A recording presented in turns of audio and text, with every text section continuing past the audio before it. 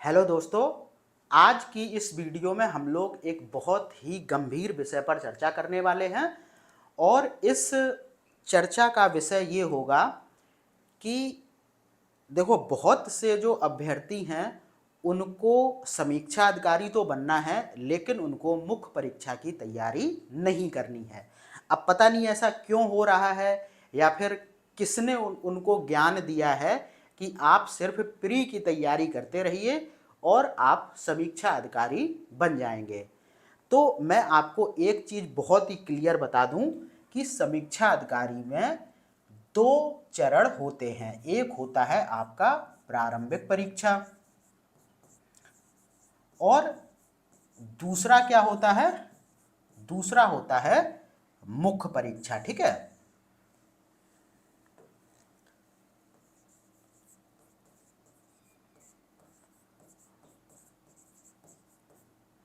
दो चरण होते हैं। एक आपका हो गया प्रारंभिक परीक्षा और दूसरा हो गया मुख्य परीक्षा। ठीक है, अब पता नहीं आप लोग क्या सोचते हैं या फिर कैसे सोचते हैं कि अगर हम लगातार प्री की ही तैयारी करते रहें तो हम समीक्षा अधिकारी बन जाएंगे। लेकिन ऐसा बिल्कुल नहीं है, क्योंकि जो प्रारंभिक परीक्षा है वो सिर्फ एक छटनी परीक्षा होती है। ठीक है, आप कितनी भी अच्छी तैयारी कर लें, आप मेरिट क्रॉस कर गए तो आप मुख्य परीक्षा में पहुंच जाएंगे। जो सारा मामला आपके फाइनल सिलेक्शन का तय होगा वो इस मुख्य परीक्षा से होगा और इसकी तैयारी आप लोग नहीं कर रहे हैं। यही मेरे लिए भी एक चिंता का विषय है कि आप लोगों के लगातार मैसेज आते हैं कि सर हमें समीक्षा अधिकारी बनना है, हमें सचिवालय या फिर उत्तर प्रदेश लोक सेवा आयोग में जॉब करनी है, और फिर वो प्री का कोर्स लेके बहुत खुश हो जाते हैं और वो सीधा बोलते हैं कि इससे हमारा जो समीक्षा अधिकारी है, समीक्षा अधिकारी कहने से मतलब होता है ओवरऑल, यानी कि मेरा फाइनल सिलेक्शन हो जाएगा।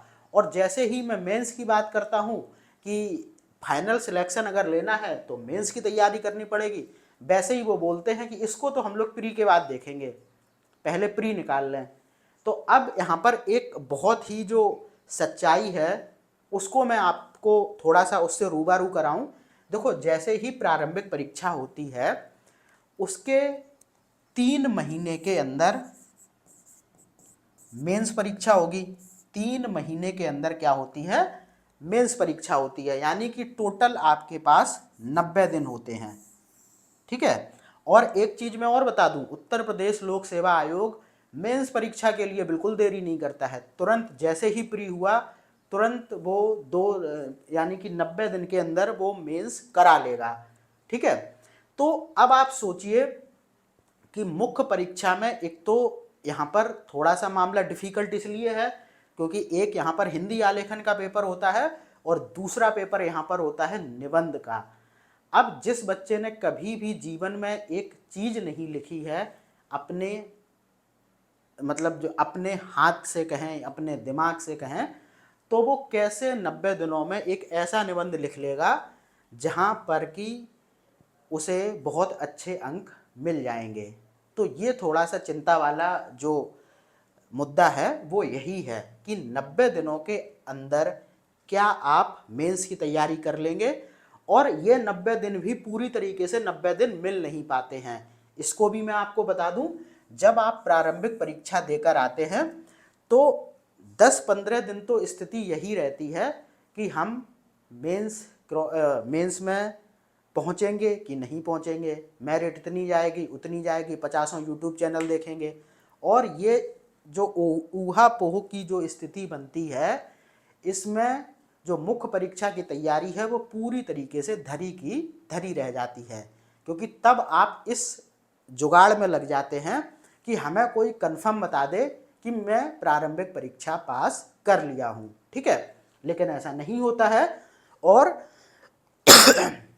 प्री देने के बाद आप लगभग 1 महीने तक इसी भागदौड़ में रहते हैं कि क्या मेरा प्री निकलेगा कि नहीं निकलेगा, मेरिट कितनी जाएगी, क्या जाएगी। ठीक है, और उसके बाद अगर मान के चलिए आपका प्री निकल गया तो फिर मोटा मोटी आपके हाथ में 2 महीने यानी कि 60 दिन रह जाते हैं।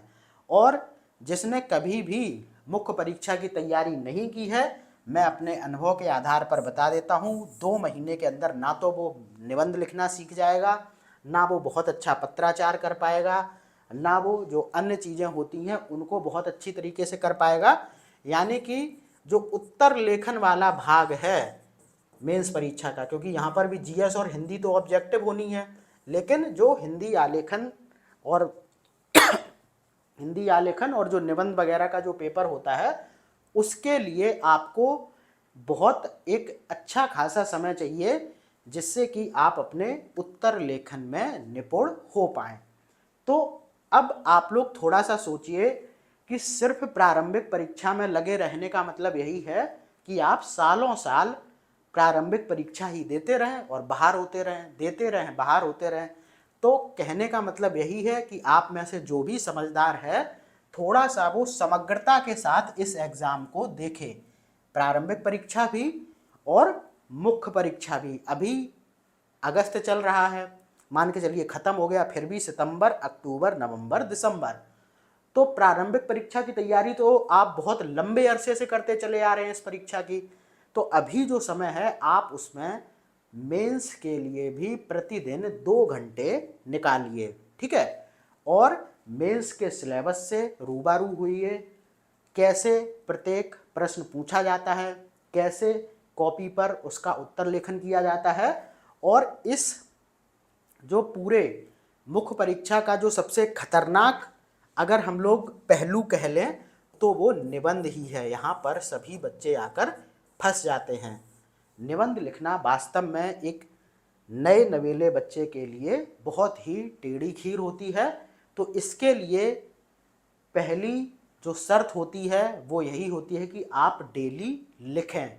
जब आप डेली लिखेंगे तभी आप आगे चलकर किसी भी मुद्दे पर अपने मौलिक विचार प्रस्तुत कर पाएंगे। नहीं तो निबंध लेखन के लिए ना तो कोई सामग्री है, ना ही कोई किताब ऐसी आती है कि आप 10 दिन में पढ़ लेंगे और उसको रट के लिखाएंगे। तो यही सब बातों पर आप विचार करें और आप समझें कि अभी समय है, डेली 2-2 घंटे आप मुख्य परीक्षा को भी देते चलें। और मैं कह रहा हूं कि अगर दिसंबर में आपका पेपर है तो आप वहां पर 50 दिन सिर्फ प्री पर फोकस होके काम कीजिए, लास्ट वाले 50 दिन। बाद बाकी अभी जो टाइम मिल रहा है उसमें आप 2 घंटे रोज मेंस के लिए भी निकालें और उत्तर लेखन की प्रैक्टिस करें, ठीक है। और अगर कोई आपको बार बार बेवकूफ़ बना रहा है कि आप लगे रहिए प्रारंभिक परीक्षा में, मेरा कोर्स ये लीजिए वो लीजिए, तो उन सब चक्करों में मत पड़िए। समग्रता के साथ इस एग्ज़ाम को देखिए और समझिए कि प्रारंभिक परीक्षा जो है वो सिर्फ एक छटनी परीक्षा है। लाखों लोग उसमें बैठेंगे और कुछ हजार लोगों को वहाँ पर मुख्य परीक्षा के लिए छांटा जाएगा। बस इतना ही काम प्रारंभिक परीक्षा का है। बाद बाकी जो फाइनल सिलेक्शन आपका है वो मुख्य परीक्षा के बेस पर ही होना है। तो इस पर ज़्यादा फोकस करिए। बाद बाकी जीएस तो आप ज़िंदगी भर पढ़ रहे हैं, कभी आप यूपीपीसीएस के लिए पढ़ते हैं, कभी आप आरओ के लिए पढ़ते हैं, कभी आप यूपी ट्रिपल एससी के लिए पढ़ते हैं। तो जीएस तो पढ़ ही रहे हैं, वो तो डेली का रूटीन है कि आपको 4 से 5 घंटे जीएस पढ़ना है, ठीक है। लेकिन 2 घंटे अभी जो समय है उसमें निकालिए और आप मेंस के लिए लगिए। तो आई होप कि आपको थोड़ी सी मेरी जो बात है वो समझ में आई होगी। और मैं कह दे रहा हूँ कि 350 से 400 सीट हैं, जो अभी से लग जाएगा मुख्य परीक्षा में उसका अंतिम चयन सुनिश्चित होगा। नहीं तो आप वही प्री की भीड़ बन जाएंगे और बार बार प्री देते रहेंगे, बाहर निकलेंगे, अंदर आएंगे, यही सब करेंगे। और एक बात मैं बिल्कुल खुल के कह दे रहा हूँ कि प्री के बाद मेंस की कोई तैयारी नहीं हो पाती है, ठीक है।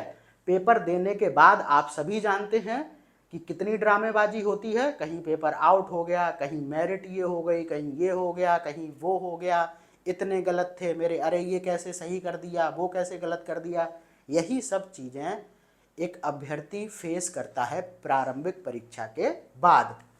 तो वहाँ पर 1 महीने ये सब जो फालतू की चीज़ें होती हैं ये ले लेती हैं।